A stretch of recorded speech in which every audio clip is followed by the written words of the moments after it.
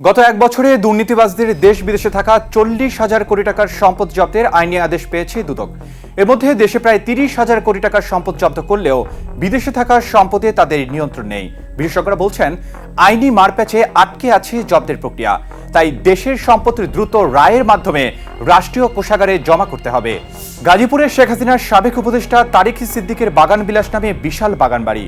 জেলার ফাওকাল এলাকাতেও ডুপ্লেক্স ভবন সহ এক বিশাল সাম্রাজ্য গড়ে তোলেন তিনি। এসব বাড়ি ছাপিয়ে রাজধানীর অভিজাত এলাকায় রয়েছে তারিক সিদ্দিকের প্লট ও ফ্ল্যাট। বাড়িধারা আবাসিকের পার্ক ভ্যালিতে বিশাল বহুল ফ্ল্যাট ছাড়াও আছে বাড়িধারা ডিওএইচে 7 তলা বাড়ি। আদালতের আদেশে ইতিমধ্যে এসব সম্পদ জব্দ করেছে দুদক। অন্যদিকে গত বছরের জুনে সাবেক ভূমিমন্ত্রী সাইফুজ্জামানের জাবেদের যুক্তরাজ্যে থাকা 1025 কোটি টাকা মূল্যের 343টি বাড়ি এবং 35 কোটি টাকার সমপরিমাণ সম্পদ ফ্রিজ করেছে সে দেশের এনসিএ। দুদকের তৎপরতার পরই এই পদক্ষেপ নেয় ব্রিটিশ কর্তৃপক্ষ।